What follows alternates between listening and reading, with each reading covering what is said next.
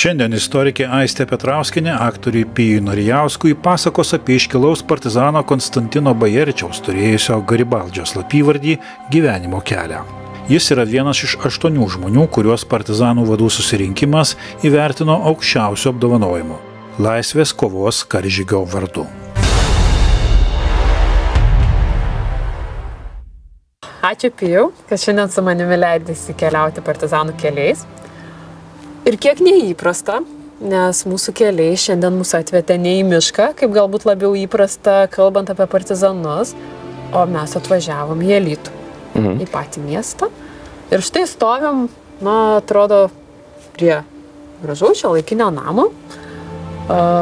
Žmonės, kurių istoriją šiandien mes kalbėsime, kurių pėdsakai seksime, galime pradėti būtent čia. Ir šiandien mes kalbam apie vieną, drįsčiau sakyti, paslaptingiausių partizaninio karo asmenybių, bet kartu ir didingiausių. Šiandien tikiuosi mūsų kelionę leis atskleisti kodėl. Ir tai yra Konstantinas Bajerčius. Mokytojas, visų pirma mokytojas, šeimos žmogus, kuris šiuose namuose su savo žmona ir jau vienu vaikučiu atsikelia gyventi į Alytų. Prieš tai Konstantinas Bajerčius kaip mokytojas mokytojauja išties daugelį Lietuvos vietų. Jis baigia pats gimnaziją ir pasirenka tą profesiją ir, kaip to meto mokytojams buvo įprasta, jie keliauja iš vienos mokyklos į kitą ir mokytojauja. Ir su savo žmona Magdalena jie susituokė 36-aisiais ir štai čia atsikėlė, jau įsikūrė, tikisi, kad įsikurs ilgesniam. O 44-aisiais gimsta antrasis vaikutis, jie turi štai 2 sūnus.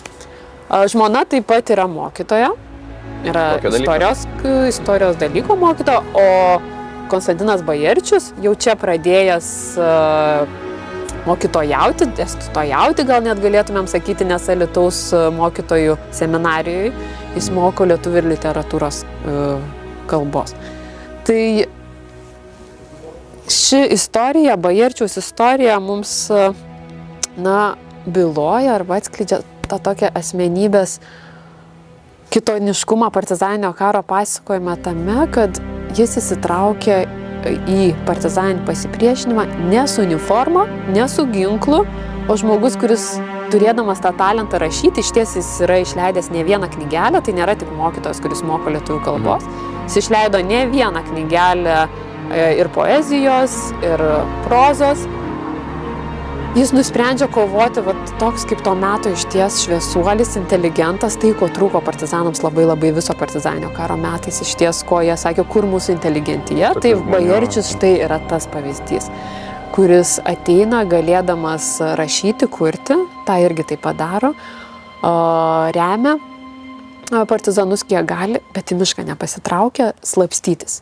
Ir nepasitraukė net ir tą sudėtingiausią akimirką, kai 46 jau gruodį yra išaiškinamas jo ryšys su partizanais. Net tada, kai ateina į namus jau jo suimti, atbėga studentas, kaip pasakojama, atbėga studentas jo perspėti, kad mokytojų jūs ateina areštuoti, pasitraukit iš namų. Bet jis, lieka ištikimas šeimai. Tuo metu yra sergantis vaikas namie. Jis nepalieka to vaiko, nepalieka namų, sulaukia tų 3 darbuotojų, saugumo darbuotojų, kur jie areštuoja ir išsiveda. Išsiveda į Alytaus MGB, kur ta istorija, jo gana greitai gyvenimo ir nutrūksta. Tai šeima dar lieka gyventi, žinoma, yra stebima, sekama, prižiūrima iki 50 metų čia. Vadinasi, po arešto dar 4 metus žmona su vaikais čia gyveno, paskui jau išvengė represijų, tačiau vėliau jau palieka šitos namus.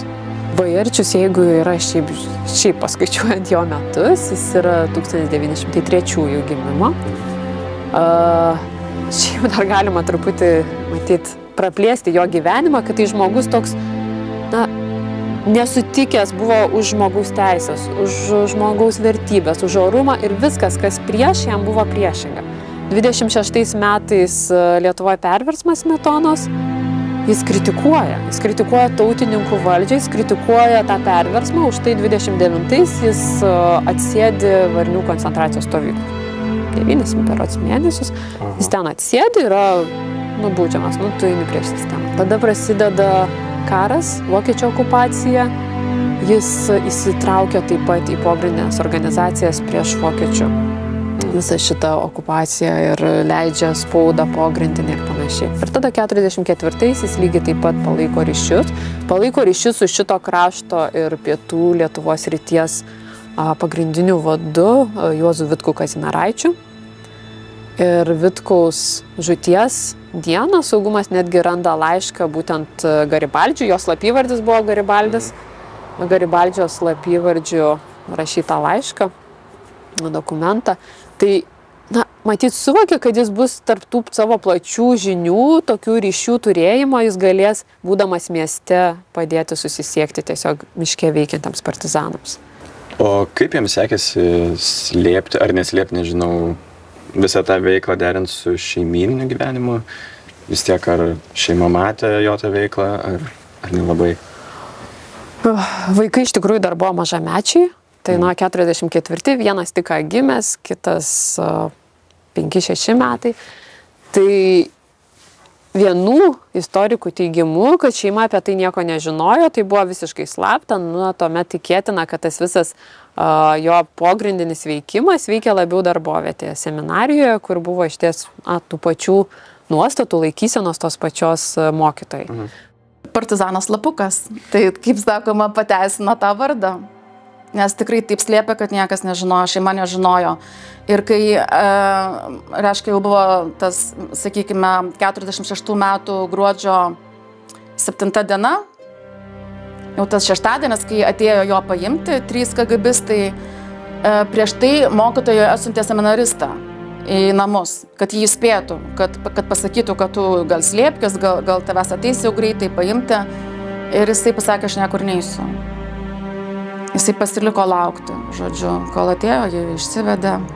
Ir galbūt dėl to, kad aš manau, kad čia dėl šeimos, kad jisai tiesiog bijojo, kad jeigu jisai dings, tai tada šeima tai vis tiek liks ir šeima nukentės. Kita vertus, yra liudijimų ir pasakojimų, kad šito namo daržinės priestate iš Pašiūrės, iš lentų padarytoj lankėsi pats Juozas Vitkus Kazimieraitis ir jie čia susitikdavo, keisdavosi žiniomis, sumanimais, kaip tą kovą plėtoti ir vesti. Čia galima tik svarstyti, ar ateidavo tada, kada šeimos nebūdavo, ar vis tik žmonai kažkiek tai buvo žinoma. Kazimieraitis ateidavo tenai nakvoti. Tai šitą kažkaip dalyką močiutė žinojo, tai šitą vienintelį dalyką ir papasakojo. Nebelauki manęs, nebelauki daugiau, nesvajoki, ten prigars pašiliai, svirtimi greitai vėjas užneš pro granatų kausmus. Ir mirties šūvių klaikų į šokį, nebegrįšiu daugiau, nebegrįšiu mieloji, jau aš nebelauki manęs,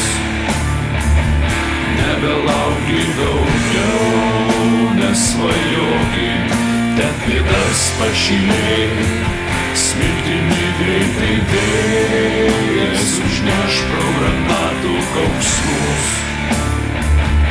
Ir mirties šūvių klaikų į šokį, nebegrįšiu daugiau, nebegrįšiu mieloji, jau aš nebelauki manęs.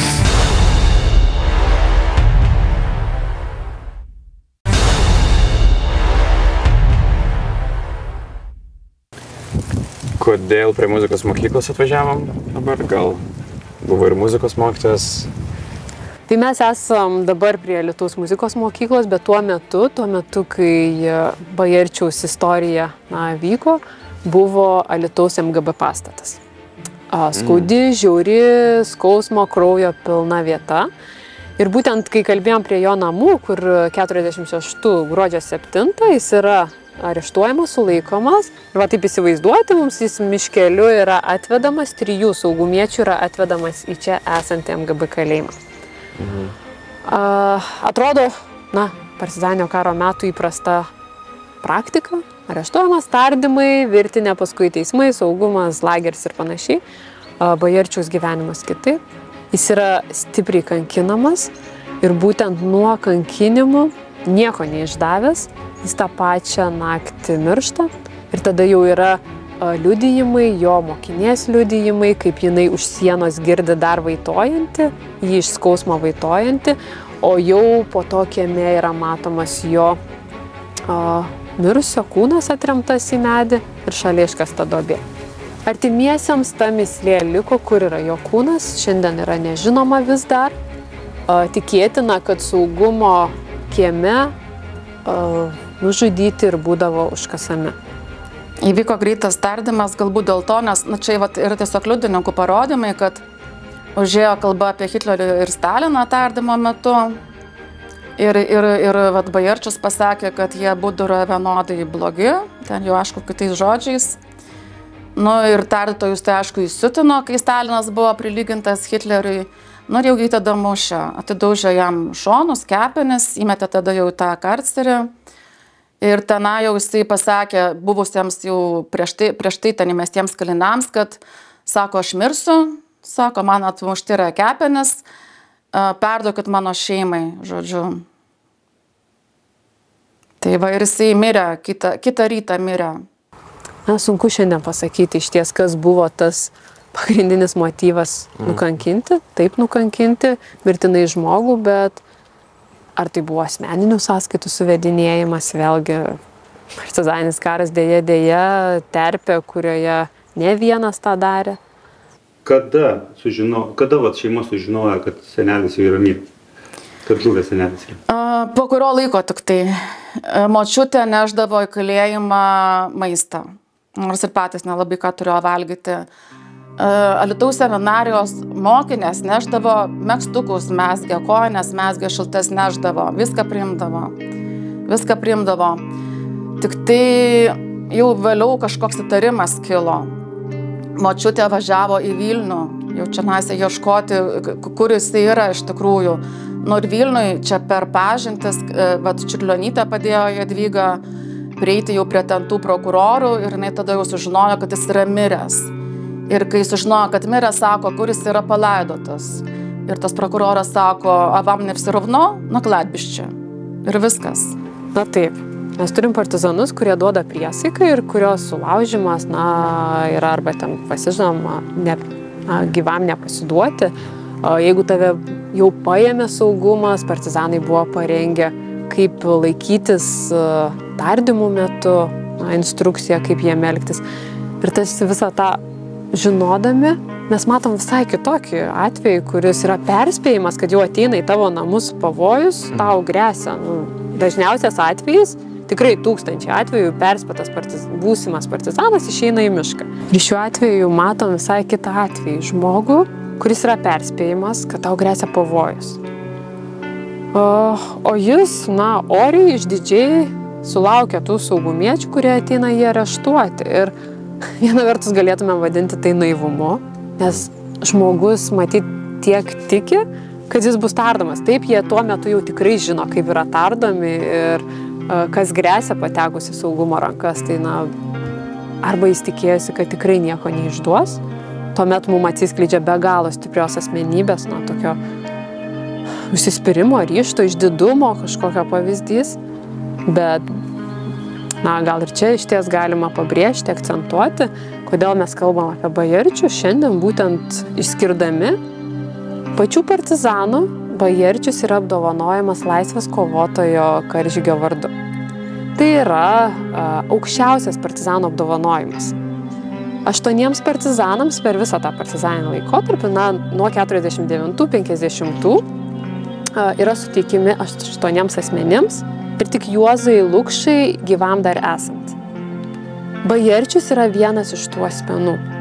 Visi kiti yra tie mums labiau įprasti miško partizanai, vadai, 3 iš jų kirtė geležinę uždangą, tarsi, kaip toks jau aiškus nuopelnas. Ir čia turim Bajerčių, kuris net nebuvo tas tikrasis, kaip mes įsivaizduotumėm, partizanas, kuris vėliau netgi pabrėžiama toks partizanas slapukas, na, tokia yra jų sąvoka vartota, bet vis tik šiandien ir tas apdovanojimas, ir tos visos prielaidos leidžia teikti, kad jis veikiausiai turėjo specialius vadovybės įgaliojimus. Jisai buvo partizanas, sakyčiau, su plunksnakočiu, jisai buvo labiau idėjinis vadas.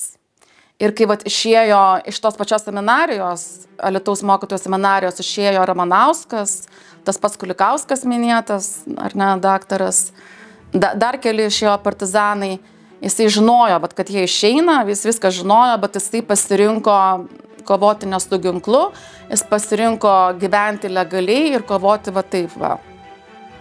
Reiškia, organizuoti viską gyvendamas legaliai. Tai yra, sakykim, spauda, tai yra... Spauda, ryšiai, informacija, jo, vat, atsišaukimai tie visi. Tai jisai ir rašė. Ir jisai netgi vat, tokią funkciją atliko, kad jisai vadų sutaikydavo. Vat, kai tarp vadų kažkokie tai prieštaringumai atsirasdavo, beros tarp Kazimieraičio ir Jėčio buvo iškilę, tai vat, Bajerčius rado, kaip juos sutaikyti. 46 lapkričio pabaiga yra areštuojamas vienas iš partizanų, sulaikomas Antanas Kulikauskas. Ir jau po savaitės 10 dienų jis pirmą kartą įvardina Garibaldį kaip žmogų, kuris palaiko ryšius su partizanais. Ir praeina 3 dienos, prasideda jo paieškos ir žmogus yra areštuojamas. Jo šifruotas laiškas rastas pas Kazimieraitį, kai Kazimieraitį jau paėmė sužeistą, tai pas jį rado tą laišką, tai čia buvo Bajerčiaus rašytas laiškas. Ir jisai buvo su šifru, tokiu šifruotas, kurį žinojo tik 9 žmonės. 9 žmonės, 9 vadai. Vienas iš jų buvo daktaras Kulikauskas. Tai suėmus daktarą Kulikauską, reiškia Kulikauską daktarą, jisai išdavė. Jisai išdavė šitą šifrą ir jisai išdavė labai daug žmonių ir po jo išdavimo pasipylė suėmimai. Tai pirmiausia suėmė tokį kunigą Šliumpą, kuris buvo taip pat vienas iš Alytaus pogrindžio organizacijos vadų kartu su Garibaldžiu Bajerčiumi. Ir iš karto po Šliumpos jau po kelių dienų atėjo Bajerčiaus paimti. Esam prie Bajerčių šeimos kapo. 92-aisiais, kai jau Magdalena Bajerčienė mirė, artimieji laidodami čia, nusprendė, kad nežinodami, kur yra sūnus, nežinodami, kur yra tėvo kapas, nusprendė kartu simboliškai įrašyti, kad ir čia ilsėsis jo bent jau siela bus čia. Ir tai išties yra dažnas mūsų laisvės kovotojų pavyzdys, atvejis, kai žuvęs partizanas, jų palaikų iškasimo vieta nežinoma ir artimieji arba sukuria, turi savo simbolinius kapelius, arba tiesiog jų nežino ir laukia. Išties kartais net sunku suvokti, kokia yra didelė reikšmė tam artimam žmogui turėti savo kapelį. Ir kiek žinau, dar buvo išlikę gyvi tie NKVDistai, kurie buvo Taip, buvo išlikęs bent jau vienas, tai yra Gulbinas. Ir dar mano tėtis, kai buvo gyvas, jis įvažiavo su savo broliu, jo surado, kur jis gyvena ir bandė, kaip sakyti, paklausti jo gražiuoju, kad pasakytų, kur užkasti. Daugiau sako, mums nieko nereikia, tik pasakyk, kur yra užkasti palaikai. Jisai sako, vaikeliai, nieko aš nežinau, aš dirbau paštininku. Žodžiu, nors visus kitus įvykius labai puikiai atsimena, tai šitą dalyką jisai nežino. Žodžiu, nepavyko sužinoti. Jeigu žiūrėtumėm ir galvotumėm, kaip patys partizanai suvokė Bajerčių, kaip jį matė, tai tas apdovanojimas laisvės kovotojo karžygio, aukščiausias apdovanojimas, jį pakelia kažkur kitur aukščiau negu eilinis partizanas ar eilinis ryšininkas, ar tas, kuris vienas iš tų, kuris pasirašė deklaraciją. Tai šiuo požiūriu, pačių partizanų požiūriu, nebejotinai jis patenka tarp 10 vadų, kurio pavardę mes turėtumėm žinoti, kurio pavardę turėtumėm įsiminti, atminti ir tam partizaninio karo paveiksle jį tikrai turėtumėm matyti. tik, taip, tai nėra tas, kuris su ginklu prieš akį veda būrį į kovą, o greičiau su plunksna, su ideologija, su idėja, tas laisvės kovos idėja, laisvos Lietuvos idėja, matyt greičiau, tokį vadą, tokią asmenybę mes jį turėtume matyti, kuris per savo pavyzdį, ne kovos pavyzdį, vėlgi ne ginklo pavyzdį, bet bandė parodyti Lietuvai, kovojančiai Lietuvai, kokia jinai turėtų būti, kokia galėtų būti ta laisva Lietuva ir kodėl tos laisvės reikia siekti. Prie partizano kapo, tėviškės laukos plačios, akimis kiek užmatai, nuo Vilnios lygi Šventosios, vis kapai, kapai, kapai. Čia tu rasi rūtą žalią, pasadinta prie galvos ir pakrypusi kryželį, balto beržo Lietuvos. Mes akmenų kareiviai ir stačialas tiek, pasikinkę žaibą, glosto mėnesį. Mes sutemų pilotai, pilnatį užaugę, vėjom nubučiuoti, šiempliai bedalgio. Geležinės pievos, grūdų nenuskiltų, kurgi mūsų Dievas, kad mislės įmintų, kaip įžiebti ugnį, išdaigai nušalo, pralaimėjus mūšį, kaip laimėti karą.